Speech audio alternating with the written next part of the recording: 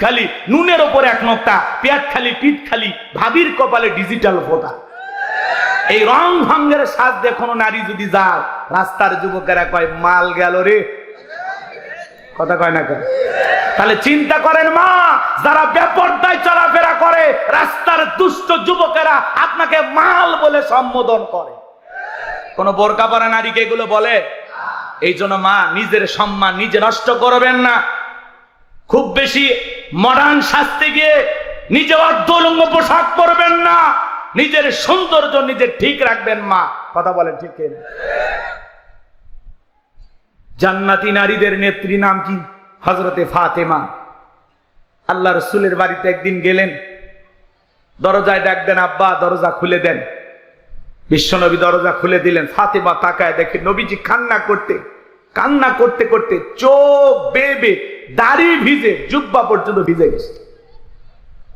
ফাতেমা ডেকে বলেন, বাবা একা একা ঘরের দরজা বন্ধ করে কেন কান্না করেন? আমার মা খাদিজার কথা ভেবে কি কান্না করেন? চাচা আবু তালিবের কথা ভেবে কি কান্না করেন?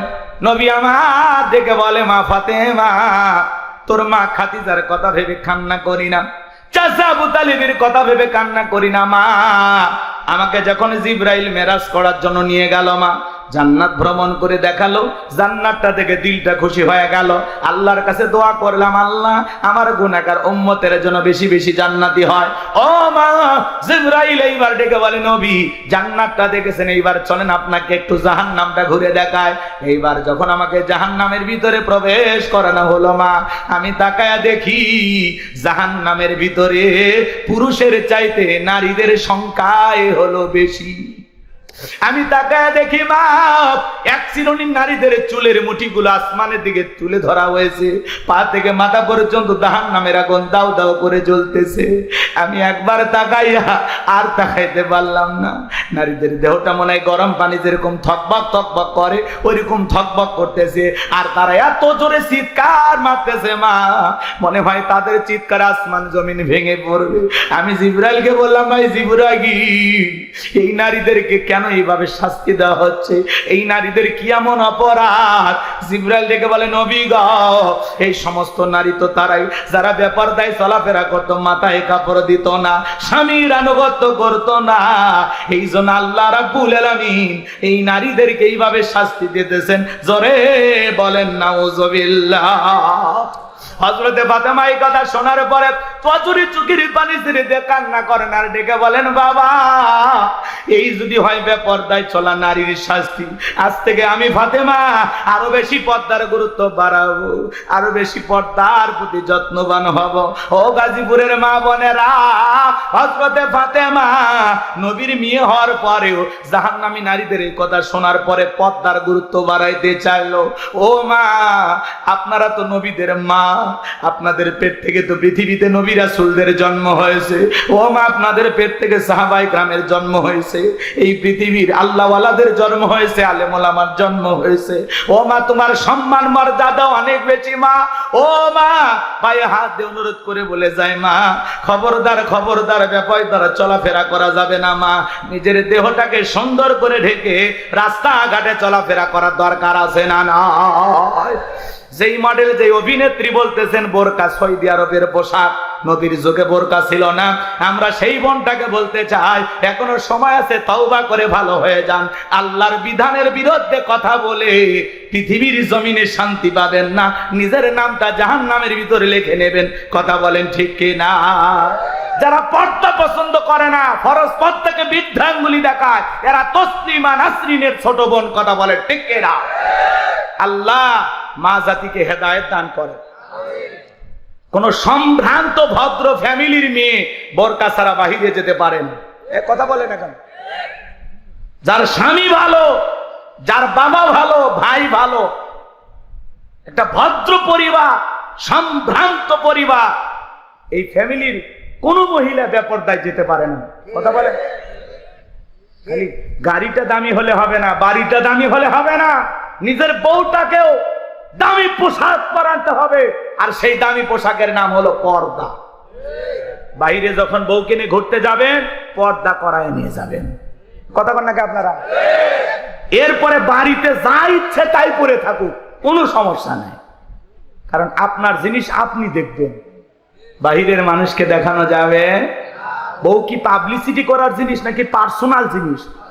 আমার বউ আমি দেখবো, আমি এলাকার মানুষকে দেখাবো, বন্ধু বান্ধবকে দেখাবো? যারা নিজের বউকে মানুষের সামনে প্রদর্শন করে, মানুষকে দেখা, এদের রুচিতে সমস্যা। কথা কন, এদের রুচিতে সমস্যা। কথা কন ঠিক না? আল্লাহ আমাদের হেদায়েত দান করে। আর একটু জোরে বলেন আমিন। মন খারাপ করবেন না আমার ভাইয়েরা, দিল দিয়ে কথাগুলো বোঝার চেষ্টা করবেন। মন খারাপ করছেন মনে হয় আপনারা। এইবার সদ্দা নামের সেই মহিলা রাজি হয়ে গেল। পরের দিন সকালবেলা আল্লাহর পয়গাম্বর মুসা আলাইহিস সালাম হাজার হাজার জনতার সামনে ওয়াজ করতেছেন, সুন্দর করে উপদেশ দিতেছেন। ওই ভরা মজলিসে মুসা আলাইহিস সালামের আলোচনা শোনার পরে সদ্দা নামের সেই নারীর চোখ দিয়ে পানি ঝরতেছে। বলুন আল্লাহু আকবার। এবার নারীটা অজরে চোখের পানি ছেড়ে দিয়ে কান্না করতেছে। কারণ ডেকে বলে তাড়াতাড়ি করে দাঁড়াও, বলেন আর একটু শুনি। এইবার দুইজন লোক পাঠা দিয়েছে। ওরা বলে নেতা গতকাল রাত্রিতে 1 বস্তা টাকা দিয়েছে, আর 1 বস্তা টাকা আছে, তাড়াতাড়ি করে সাক্ষী দিয়ে টাকার বস্তাটা নিয়ে যা। সবটা বলে আর একটু শুনি, বলে না শুনতে দেওয়া যাবে না। দুইজন 2 হাত ধরে ওই ভরা মজলিসে সবটাকে জোর করে দাঁড় করায় দেয়। যখন জোর করে দাঁড় করায় দিয়েছে, কারণ লাভ মেরে দাঁড়ায়, বলে মুসা রে ওয়াজ বন্ধ কর, তাকায় দেখ 2 নাম্বার মহিলা দাঁড়াইছে। মহিলাটা 2 নাম্বার না 1 নাম্বার। মুসা নবী কি জানে? রতনে রতন চেনে। ডাইরেক্ট বলতেছে, ও নবী মুসা ওয়াজ বন্ধ করো।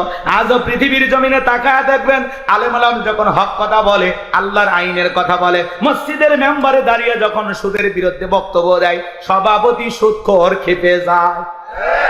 ডাইরেক্ট বলে, হুজুর আপনার ওয়াজ বন্ধ করেন, আপনার ওয়াজ লাইন ছাড়া। যারা আলেমদেরকে বলে আপনার ওয়াজ লাইন ছাড়া, আসলে ওর জীবনটা লাইন ছাড়া, ও পুরোটাই তার সেরা। কথা কম।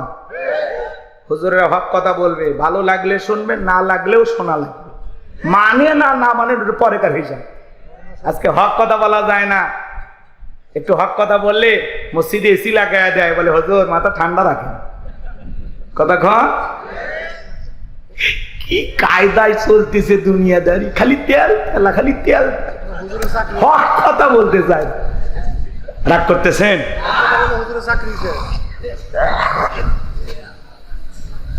অনেক রাত হবে, কষ্ট আপনাদেরকে দেব না বাজার। মনে রাখবেন, আলেমদের কথা বলতে যারা বাধা দেবে, এই পৃথিবীর জমিনে বিশ্ব নবীকে কোরআন তেলাওয়াতে বাধা দিয়েছিলেন কারা? নবীর দাওয়াতে বাধা দিয়েছিলেন কারা? কাফেররা। কথা বলেন। তারা স্লোগান দিয়েছিল, অকালাল্লাযীনা কাফারু লা তাসমাউ লিহাযাল কুরআনি ওয়ালগাউ ফিহি লাআল্লাকুম তাগলিবুন। কাফেররা বলল, কোরআন শ্রবণ করো না। যেখানে মুহাম্মদ কোরআনের আলোচনা করে, কোরআন তেলাওয়াত করে, ওই জায়গায় হট্টগোল সৃষ্টি করো, তালি বাজাও, শীষ দাও, লাফালাফি করো, ঢোল পিটাপিটি করো, যে অবস্থায় পারো মুহাম্মাদের কোরআন তেলাওয়াত বন্ধ করো। বলেন তো বাজার, ওরা কি বন্ধ করতে পেরেছিল? ওরা মনে করে কোরআন বন্ধ করলে বিজয় লাভ করতে পারবো, ওরা তো বন্ধ করতে পারে নাই। আজও বাংলার জমিনে দেখবেন এমনও মানুষ আছে, যাত্রা হলে কোনো সমস্যা নাই, গান বাজনার সমস্যা নাই, বাণিজ্য মেলার নামে রাত 12টার পরে নর্তকীর গায়ে একটা সুতার কাপড় থাকে না, ওখানে 144 জারি করা হয় না। এই দেশে যারা তাফসিরুল কোরআন মাহফিলে, ওয়াজ মাহফিলে 144 জারি করে আলেমদের কথা বলতে বাধা দেয়, আমার বিশ্বাস ওদের জন্ম মুসলমানের ঘরে হতে পারে না। মুসলমান কোরআনের পক্ষে থাকবে, কোরআনের বিরোধিতা করতে পারে না। লম্বা হবে বাজান, লম্বা করব না। এইবার সবদা দাঁড়িয়ে গেছে। কারণ ডেকে বলে, সবদা তোমার যা বলার তুমি বলো, আমি তোমার সাথে আছি। সবদা বলতেছে, কারণ বৈশা পারো, আমি যেহেতু দাঁড়িয়েছি বলার জন্য আমাকেই বলতে দাও। এইবার সবদা বলতেছে, জনগণ শোনো দিয়া মন, আমি জীবনে কোনোদিন মুসা নবীকে দেখি নাই। আজকে মুসা নবীকে দেখার পরে আমার পাষাণ হৃদয় গইলা গেছে। আমি সিদ্ধান্ত নিয়েছি, আর খারাপ কাজ করব না, অশ্লীল কাজ করব না। আমি তওবা করে ঈমান গ্রহণ করব। আলেমদের ওয়াজ শুনে বেনামাজি নামাজি হয়ে যায়, সুদখোর ঘুষখোর ভালো হয়ে যায়, বেপরদায় চলা মা বোনেরা পর্দা করে, দাড়ি কাটা যুবকটা দাড়ি রাখে। ভালো করে বোঝার চেষ্টা করবেন। এইবার সবটা বলতেছে, আপনারা কি জানেন এই কারণ কেন লাফালাফি করতেছে? গতকাল রাত্রিতে আমার বাড়িতে গিয়েছিল, এক বস্তা টাকা আমারে দিয়েছে, আর এক বস্তা টাকা রেডি রেখেছে, বিনিময়ে আমাকে এই কথা বলতে হবে। নবী মুসা আলাইহিস সালাম দিনের বেলা ওয়াজ করে আর রাতের বেলা আমি সবদার সাথে রাত কাটাই, কিন্তু আমাদেরকে সাক্ষী রেখে বলতেছি মুসা নবীর চরিত্র ফুলের চাইতেও পবিত্র। ওই কারণ হলো আমি সবদার নিয়মিত ভক্ত। আল্লাহু আকবার বলেন। ওয়া মাকারু ওয়া মাকারাল্লাহ ওয়াল্লাহু খায়রুল মাকিরিন। খেলা কার? যে গর্ত করেছে নিজের গর্তে নিজে পড়েছে। কথা বলে ঠিক কি না? যারা কোরআনের ফাঁকে আল্লামা সাঈদী হুজুরের বিরুদ্ধে সাক্ষী দিয়েছিল, তারা এখন বলে আমাদেরকে পিস্তল ঠেকিয়ে সাক্ষী দিতে বাধ্য করেছে। শুকরঞ্জন বালি আল্লামা সাঈদীর জানাজায় যা বলে সাঈদী সাহেব হত্যাকারী ছিল না, ধর্ষণকারী ছিল না। কথা বলে কোরআনের পাখি আল্লামা সাঈদী হুজুর 13 বছর মিথ্যা মামলা হামলা দিয়ে জেলখানায় বন্দী করে রেখেছিল। সেই সাঈদী হুজুর বিদায় নেওয়ার 1 বছর পার না হতেই আল্লাহ ওদের ক্ষমতার চেয়ার থেকে বিদায়ের ঘন্টা বাজায় দিয়েছে। সাঈদী সাহেব একজন জামানার বড় আলেম ছিল, দ্বীনের দায়ী ছিল। 50 বছর নিরলস ভাবে কোরআনের তাফসীর করেছেন। এই বাংলাদেশের তাফসীর জগতের রূপকার ছিলেন আল্লামা সাঈদী হুজুর। সেই মানুষটাকে বিদায় করছে। এখনো আওয়াজ শুনলে মনে হয় কলিজাটা ঠান্ডা হয়ে যায়। কি কণ্ঠ, কি তিলাওয়াত, কি কথা বলার ধরন, মাশাআল্লাহ। এরকম সাঈদী আর পাবো? সে সাঈদী সাহেবের সন্তানেরা, সুযোগ্য সন্তানেরা, ওনারা ডক্টর জাকির নায়েকের সাথে কথা বলে তার একটা প্রোগ্রাম আগামী নভেম্বর মাসে তাদের এলাকায় করার একটা চিন্তা ভাবনা করতেছেন। ডক্টর জাকির নায়েক তিনি আগামী নভেম্বর মাসে বাংলাদেশে আসবেন। সাঈদী সাহেবের পরিবারের আমন্ত্রণ গ্রহণ করেছেন, দাওয়াত গ্রহণ করেছেন। বলেন মারহাবা। ডক্টর জাকির নায়েক যদি আসে, কি বলেন 2-4 লাখ মানুষ হবে কিনা? কিন্তু উনি আসবে, কথা বলবে। আলহামদুলিল্লাহ, ওনার জন্য আমরা দোয়া করি। একজন ডক্টর মানুষ, তারপরে ইসলাম প্রচারের জন্য অনেক অনেক বড় ভূমিকা পালন করেছেন। কথা বলে ঠিক কিনা? অসংখ্য মানুষ তার হাতে কালেমা পড়ে মুসলমান হয়েছেন। কথা বলে ঠিক কিনা? তার বিরুদ্ধে অনেক আমাদের মতো হুজুরেরা কথা বলে, হুজুর আপনার ওয়াজ শুনে তো 10 জনও কালেমা পড়লো না। আর উনি ডক্টর জাকির নায়েক, তার বয়ান শুনে ভারতে কত হাজার মানুষ মুসলমান হয়েছে। ভারতের সরকার তার বিরুদ্ধে গ্রেপ্তারি পরোয়ানা জারি করেছিল, তার চ্যালেঞ্জ বন্ধ করে তাকে দেশেই থাকতে দেয়নি। কথা বলেন। তার মানে তিনি একজন মাজলুম দ্বীনের দায়ী। কথা বলে ঠিক কিনা? আমরা দোয়া করছি উনি বাংলাদেশে আসবেন ইনশাআল্লাহ। ডক্টর জাকির নায়েককেও দ্বীন প্রচারের জন্য কবুল করেন। এটা জোরে বলেন আমিন। কষ্ট হচ্ছে আপনাদের? আমার ভাইয়েরা মন খারাপ করবেন না, কষ্ট মনের মধ্যে নেবেন না বাজান গো আমার। এইবার যখন গোপন তথ্য ফাঁস হয়ে গেল, নবী মুসা আলাইহিস সালাম ডেকে বলে আল্লাহ, চাইতে গেছিলাম যাকাত, আর আমার বিরুদ্ধে এত বড় মিথ্যা অপবাদ মেনে নেওয়া যায় না। আল্লাহ আপনি জমিনকে ওয়াদা দেন, জমিন যেন কারণে ধন সম্পদ সহ কারণকে গ্রাস করে ফেলে। আল্লাহ দোয়া মঞ্জুর করলেন। এইবার কারণে ধন সম্পদ সহ জমিনের ভিতরে হাঁটু পর্যন্ত চলে গেছে। ও বলে ব্যাপার না, উঠতে পারবো। এইবার যখন মাজা পর্যন্ত চলে গেছে, কোমর পর্যন্ত চলে গেছে, ও বলে দেহে শক্তি আছে, উঠতে পারবো, ব্যাপার না। এইবার যখন জমিনের ভিতরে গলা পর্যন্ত চলে গেছে বাজার, কারণ ডেকে বলে ও নবী মুসা, ধন সম্পদ যা আছে সব তোমার আর তোমার আল্লাহর, তুমি নিয়ে যাও, একটু ভিক্ষা দাও। মুসা আলাইহিস সালাম ডেকে বলে আল্লাহুস সামাদ, আমার আল্লাহ অমুখাপেক্ষী, আমার আল্লাহ কারো কাছ থেকে কিছু চায় না, আমার আল্লাহ শুধু দিয়েই যায়।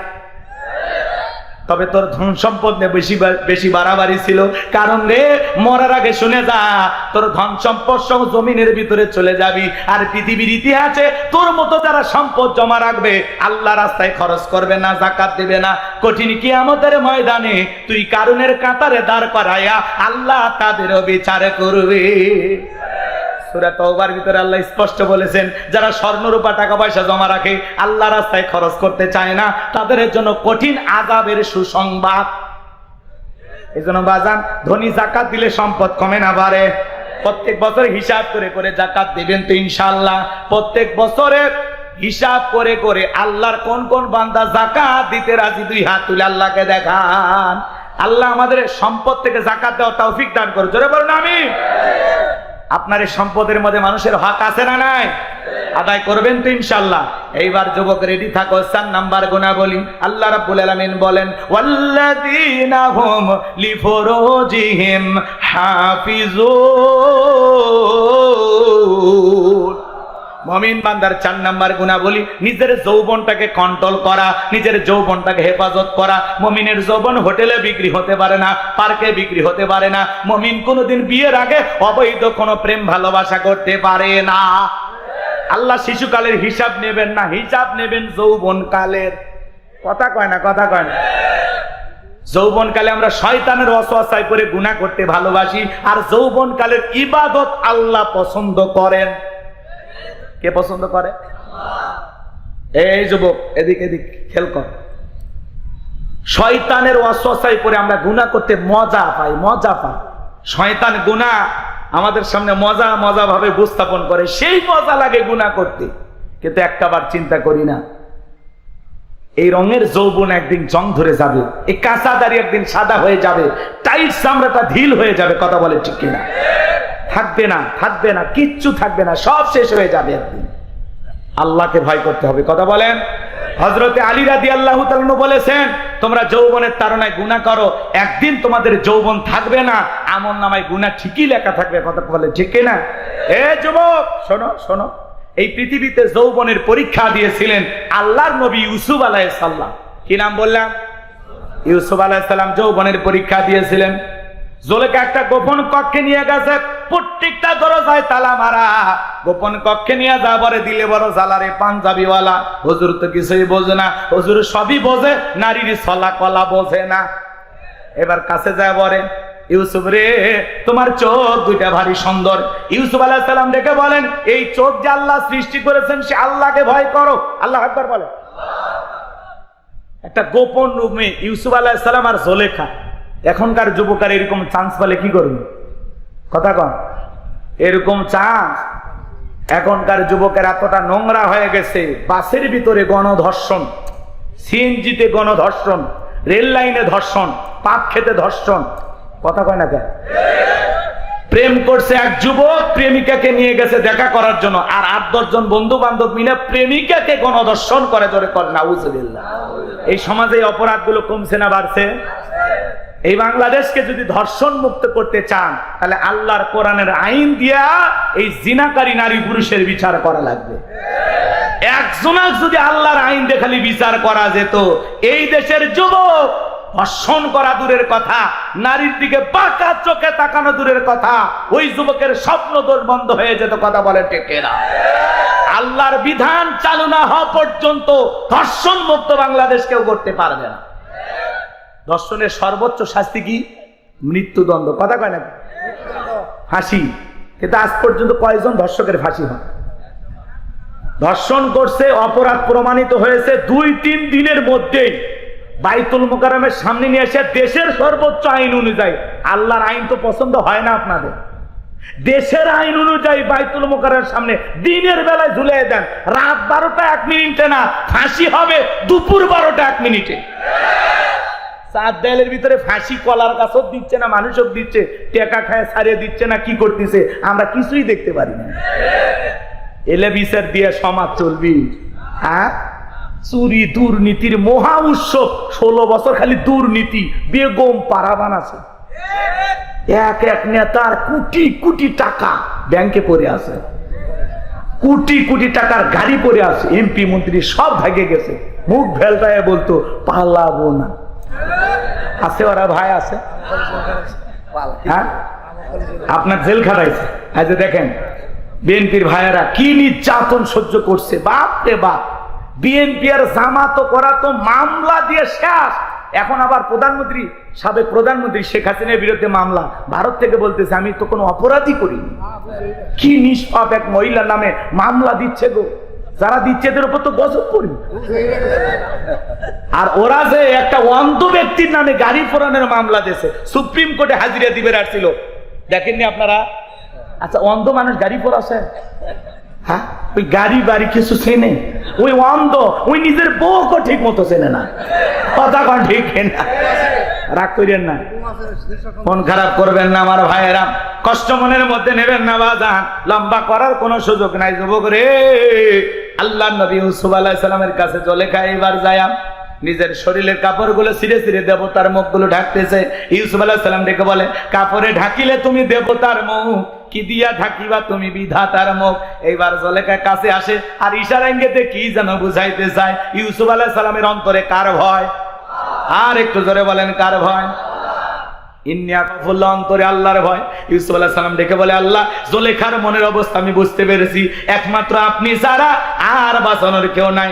আল্লাহ তোমার উপরে তাওয়াক্কুল করে নিজের ইজ্জতকে বাঁচানোর জন্য দৌড় মারার দায়িত্ব আমার, আর আপনার কুদরত থেকে তালা খুলে দেওয়ার দায়িত্ব আপনার। ইউসুফ আলাইহিস সালাম আল্লাহর উপরে তাওয়াক্কুল করে যখন এক দৌড় মেরেছে বাজান, আল্লাহ রাব্বুল আলামিনের কুদরতি ভাবে প্রত্যেকটা দরজার তালা খুলে গেছে। বলুন সুবহানাল্লাহ। এইবার শেষ দরজায় ইউসুফ আলাইহিস সালাম যখন চলে গেছে, জুলেখা পিছন থেকে মারছে থাবা, এক থাবাতে জামা পর্যন্ত ছিঁড়ে গেছে। ইউসুফ আলাইহিস সালাম ডেকে বলে, জামা ছিঁড়ে যায় যাক, ইজ্জত দেওয়া যাবে না। এইবার শেষ দরজা খোলার পরে তাকায় দেখে যেখানে বাঘের ভয় সেখানে রাত হয়। জুলেখার স্বামী আজিজ মিসর দাঁড়ায় আছে। আজিজ মিসরকে দেখা মাত্র জুলেখা নেকা কান্নার অভিনয় শুরু করে দিল। কিছু কিছু মহিলা দেখতেন না, কথা বলার আগে কান্দা দেয়, দুনিয়াতে আমার কেউ নাই। কেউ নাতে বেঁচে আসো কিভাবে? কথা বল। কিছু কিছু মহিলা দেখবেন কথা বলার আগে কান্দা দেয়, এমন ভাবে কান্নাকাটি করে মামলা জিততে চায়, মনে হয় মেয়েটা নিষ্পাপ। যেই নিয়ে যত বেশি কাঁদবে বুঝবেন ওর ভিতরে তত ভেজাল আছে।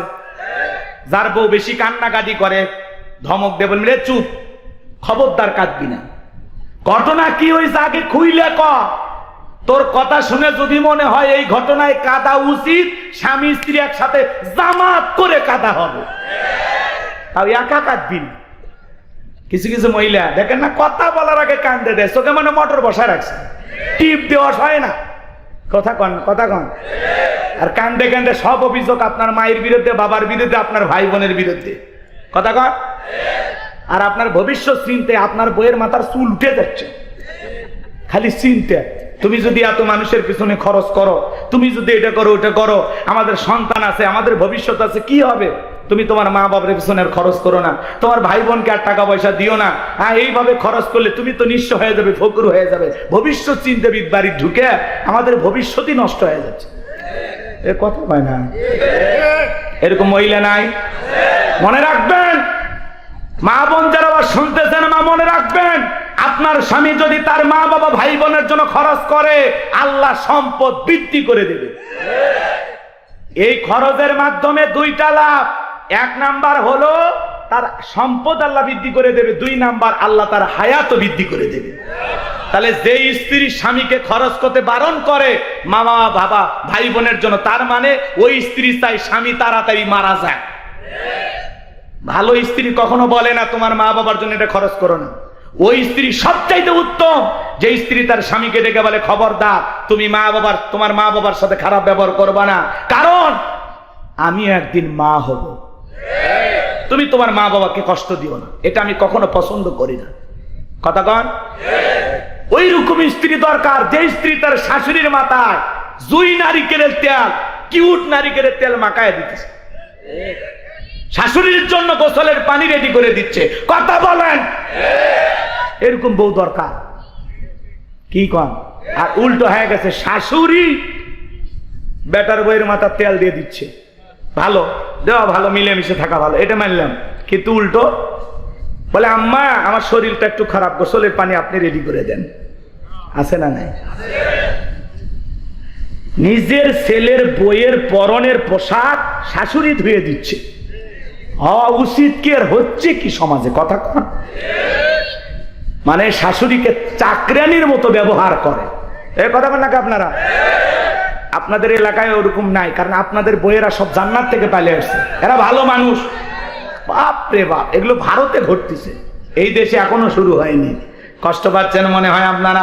আমার ভাইয়েরা, জুলেখা এবার নেকা কান্নার অভিনয় করে ডেকে বলে, স্বামী ইউসুফকে ছেলের মতো দেখতাম, আজকে সুযোগ পা আমার ইজ্জতের দিকে হাত বাড়াইছে, আর একটু দেরি হয়ে গেলে আমার সর্বনাশ হয়ে যেত। মিথ্যা ধর্ষণের অপবাদ দিয়া মিথ্যা ধর্ষণের আসামি বানায়া, এক নয় দুই নয়, ইউসুফ আলাইহিস সালামকে 9.5 বছর জেলখানায় বন্দী রেখেছিল জুলেখা। আজও আলেমদেরকে ধর্ষণের আসামি বানায়া জেলখানায় বন্দী করবে যারা, ওরা হলো ডিজিটাল জুলেখা। ভালো করে বোঝার চেষ্টা করবেন বাজান।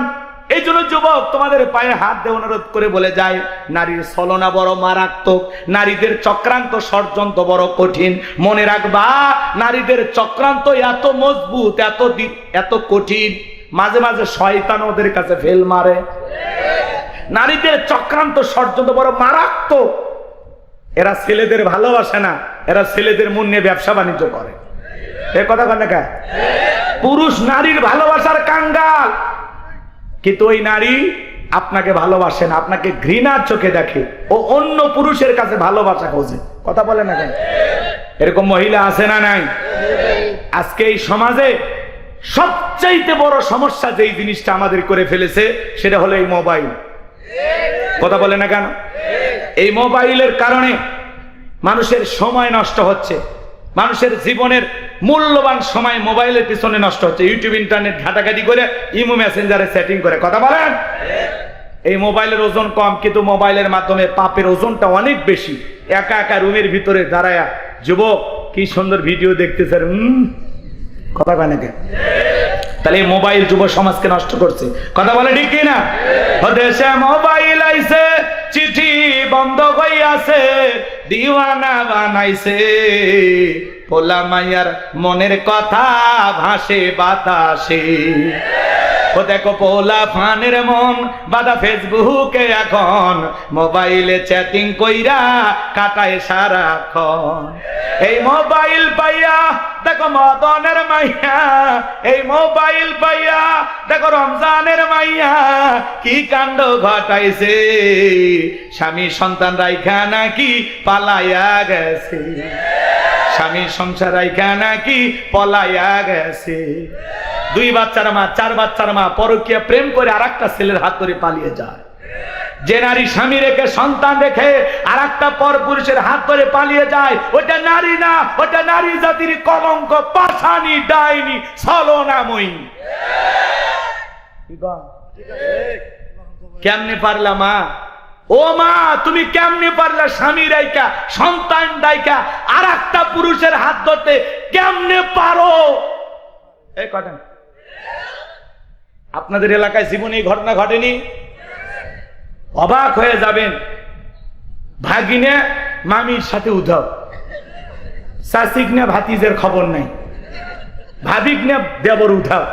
কে ধরনের ঘটনা ঘটতেছে না? এর মূল সমস্যা হলো বেপরদায় চলাফেরা। মামি দেখতে কেমন, ভাগ্নের দেখা শেষ। শাসি দেখতে কেমন, ভাতিদের দেখা শেষ। এই জন্য এই সমস্যাগুলো সমাজে সৃষ্টি হচ্ছে। এই জন্য বাজান বেপরদায় চলাফেরা করা, নারীদেরকে কন্ট্রোল করতে হবে। রাগ করেন, সব দোষ কি নারীর? পুরুষের দোষ নয়? আমরা কি ফেরেশতা নাকি? এই যুবক, তোমাকে বলছি, তোমার স্ত্রীর সাথে যদি কেউ পরকীয়া প্রেম করে মেনে নেবা। তোমার মায়ের সাথে, তোমার বোনের সাথে কথা বলেন না কেন? আপনার স্ত্রীর সাথে পরকীয়া প্রেম আপনি মেনে নেবেন না, কিন্তু আপনি যার সাথে পরকীয়া প্রেম করেন সেটা কারো না কারো স্ত্রী, কারো না কারো মা, কারো না কারো মেয়ে। কথা বলে ঠিক কিনা? এই জন্য যুবক, তোমাদের পায়ে হাত দিয়ে অনুরোধ করে বলে যায়, বিবাহের আগে কোন ধরনের অবৈধ প্রেম ভালোবাসা করা যাবে, জায়েজ নাই, হারাম। কথা কয় না কেন? কত মহিলা আছে গরিব, অসহায়, বিয়ে দিতে পারে না, যাও বিয়ে করো, আল্লাহ খুশি হবে। অন্যের বইয়ের দিকে নজর দাও কেন? কথা কন না কেন? কত স্বামী পরিত্যক্তা নারী আছে, বিধবা, অসহায়, 2-3টা বাচ্চা নিয়ে জীবনই চলে না, যা বেটা বিয়ে কর, আল্লাহ খুশি হবে। ও তুমি ওই জায়গায় যাবা না, তুমি আলগা খোঁজো, শয়তান। আল্লাহ হেদায়েত দান করুক, জোরে কোন আমিন। শুনতে খারাপ লাগে? ও গোলাম রব্বানী হুজুর কইলে দোষ, নিজে যেগুলো আকাম বদকাম করে বেড়াচ্ছেন হিসাব করতেছেন না। কেউ না দেখলে একজন দেখেন, তিনি কে? যুবক শোনো, কার হাত ধরে পার্কে ঘুরতেছো? মা বাবার চোখকে ফাঁকি দিতে পারবা, আল্লাহর কুদরতি চোখকে ফাঁকি দেওয়া যাবে? রাত 2টার দিকে কার জানালায় যা ডাক দিয়া সারা রাত গল্প করেছো? অনেক চাচা ভাবতেছে যাক সব আজ যুবকদের হচ্ছে, আমরা বেঁচে গেলাম। চাচা আপনার এরকম বয়স ছিল যখন 22 বছর 25 বছর ছিল, ওই যে যমুনা নদীর যায় সোয়েলা নৌকা চড়িয়া ওই যে চরের ভিতরে কাশফুলের ওই সাইডে কার হাত ধরে ঘুরেছেন, সেই দিনের লেখাও ফেরেশতারা লিখে রাখছে। ভুলে গেছে। আল্লাহ হেদায়েত দান করেন। যদি গুনাহ করে থাকেন আল্লাহর কাছে মাপ চান। কথা কয় না কেন? আল্লাহ আমাদের হেদায়েত দান করে। জোরে বলেন আমিন। এই পরকের অভিশাপে পুরো বাংলাদেশে আগুন জ্বলতেছে। কথা বলুন। রাগ করতেছেন নাকি? আর একটা সমস্যা কি বলবো? ও দেশে টিকটক আসিয়া সব গেল বাসিয়া। টিকটক বোঝেন না? ছোট ছোট বাচ্চারা টিকটক ভিডিও বানায়। মহিলা নুডলস রান্না করতেছে, তাও টিকটক। হ্যালো বন্ধুরা, দেখেন কিভাবে নুডলস রান্না করতে পারে। প্রথমে সয়াবিনের তেল, এরপরে তেজপাতা, তারপরে আমার গালো কাটা থাপ্পড় মেরে ছুঁয়ে যাবেন। আরে ভাই, রান্না করতেছে করু, কে মানা করছে এই পাগলিক? কিন্তু এগুলো নাটক করতেছে। সমাজে আছে না না? বেপরদায় চলাফেরা, আহারি, কি নোংরা নোংরা সমাজ হয়ে গেছে। কথা কর ঠিক কিনা? নিজের বউকে দিয়া বেপরদায় ভিডিও বানায়া ইনকাম করতেছে, এর চাইতে ভিক্ষা করে খাওয়া ভালো। কথা কর। ও দেশে টিকটক আসিয়া সব গেল বাসিয়া। সিদ্দিক সোরা নায়ক হইছে আইডি খুলিয়া, হিরো আলম নায়ক হইছে আইডি খুলিয়া। এই মোবাইলে হাই কি জাদু আছে ভাই, পোলা পান বই যাচ্ছে, পড়ালেখা তুইলা রাখছে সত্য মাকাশে। যাই হোক, বাজার লম্বা হবে, আমি লম্বা করব না। আজকের যুবকেরা এমন অবস্থা হয়ে গেছে, 20 বছরের যুবক বাড়িতে যা বলে, আব্বা উত্তরবার লাকিকে আমি কথা দিয়েছি, রাজি থাকলে 1 শ্রাবণ, না হলে 2 শ্রাবণ।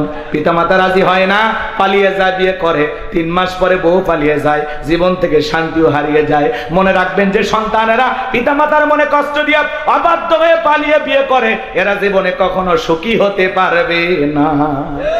পিতামাতার মনে কষ্ট দিয়া কখনো ভালো থাকতে পারবেন না। পিতামাতার দোয়া আছে যেখানে বরকত আছে। তাহলে মা বাবার দোয়া নিয়ে বিয়ে করার দরকার আছে না নয়? তাহলে 4 নাম্বার, ওয়াল্লাযীনা হুম লিফুরুজিহিম হাফিজুন। নিজের যৌবনটাকে সংযত রাখা, নিজের যৌবনটাকে হেফাজত করা। এ যুবক, যৌবনকালে লম্বা সময় রুকু করা যায়, লম্বা সময় সিজদায় থাকা যায়, যেটা বৃদ্ধকালে সম্ভব হয় না। একটা 80 বছরের বুড়া চাচাকে যদি বলা হয়, চাচা ও চাচা, এটা পৌষ মাস মাঘ মাস, 2000 টাকা দেব, পুকুর থেকে একটু গোসল করে আসেন। চাচা বলে, ভাতিজা পুকুর থেকে গোসল করে 2000 টাকা নেওয়ার মতো শক্তি থাকবে তো? কথা কয় না কেন? একটা বৃদ্ধ মানুষের কাছে ঠান্ডা কি কম না বেশি? কিন্তু একটা যুবককে যদি বলা হয় 2000 টাকা পুকুরে গোসল কর, কয় হুজুর টাকা রেডি করেন, কাপড় খুলছি। আর একটা পাওয়ার আছে, স্পিরিট আছে। কথা কম। এজন্য এই যৌবন কালের রুকু সিজদা ইবাদত বندگی কবুল করেন কে? তাহলে যৌবন কালটায় আল্লাহর ইবাদতে কাটাইতে রাজি আছি তো ইনশাআল্লাহ। আল্লাহ কবুল করেন। জোরে বলেন আমিন। আল্লাহ রাব্বুল আলামিন বলেন, ওয়াল্লাযীনা হুম লিআমানাতিহিম ওয়া আদিহিম রাউন। 5 আর 6 নম্বরে গুনাহ বলি। আল্লাহ বলেন, ওয়াল্লাযীনা হুম লিআমানাতিহিম ওয়া আহদিহিম রাউন। 5 নাম্বার, আমানত রক্ষা করা। এই জীবনটা কি? জোরে কম। এই শেষ করে দিচ্ছি তো। 5 নাম্বার, আমানত রক্ষা করা। জীবন, যৌবন, সম্পদ, টাকা পয়সা, স্ত্রী, সন্তান সব হলো আল্লাহর দেয়া আমানত। এই যে বক্তার কাছে শ্রোতা আমানত, এমপির কাছে নির্বাচনী এলাকার মানুষ আমানত, চেয়ারম্যানের কাছে ইউনিয়নবাসী আমানত, ইমামের কাছে মুসল্লি আমানত, শিক্ষকের কাছে ছাত্র ছাত্রী আমানত। কথা বলেন। 5 নাম্বার, আমানত রক্ষা করা। 6 নাম্বার, ওয়াদা প্রতিশ্রুতি রক্ষা করা। মুমিন মুখে যা বলে অন্তরে তা বিশ্বাস করে, কাজে তা বাস্তবায়ন করে। মুমিন কোনোদিন প্রতিশ্রুতি ভঙ্গকারী হতে পারে? তাহলে 6 নাম্বার, ওয়াদা ঠিক রাখা লাগবে ইনশা। 7 নাম্বার, ওয়াল্লাযীনা হুম আলা সালাওয়াতিহিম ইউহাফিজুন। 7 নাম্বার, যত্ন সহকারে সালাত আদায় করা। যে ব্যক্তি আসরে পরে মাগরিব পর্যন্ত মসজিদে মন টাঙানো থাকে, আল্লাহর ভয়ে নামাজ আদায় করে। শুধু একা নামাজ পড়লে হবে না, স্ত্রী সন্তানদেরকেও নামাজি বানানোর দরকার আছে না নাই? আল্লাহ সূরা তাহরিমের 6 নম্বর আয়াতে বলেছেন, হে ঈমানদারগণ, নিজেরাও জাহান্নামের আগুন থেকে বাঁচো, তোমার আহাল পরিবার পরিজন যারা আছে তাদেরকেও জাহান্নামের আগুন থেকে বাঁচাও। একটা পরিবারের 6 জন সদস্য সবাই নামাজ পড়লে ভালো লাগে না খারাপ লাগে? পৃথিবীর সফল বাবা তারা নিজের ছেলের হাত ধরে মসজিদে নিয়ে যাবে যারা। ছোট ছোট বাচ্চাদেরকে নামাজি বানাইতে হবে। আজকের শিশু আগামীর বাংলাদেশ, এদেরকে নামাজি বানাইতে পারলে আমাদের ভবিষ্যৎ প্রজন্ম হবে নামাজি। অনেক কথা আছে, বলার সুযোগ নাই। এই 7টা গুনাহ বলে যদি আমল করতে পারেন, আল্লাহ বলেন উলাইকা হুমুল ওয়ারিসুন আল্লাযীনা ইয়ারিসুনাল ফিরদাউস হুম ফিহা খালিদুন। তারাই হবেন উত্তরাধিকারী জান্নাতুল ফিরদাউসের, সেখানে তারা চিরকাল বসবাস করবেন। আল্লাহ কোনোদিন জান্নাত থেকে বের করে দেবেন না। চিৎকার মেরে বলুন সুবহানাল্লাহ। কারা কারা এই 7টা গুনাহ আমল করে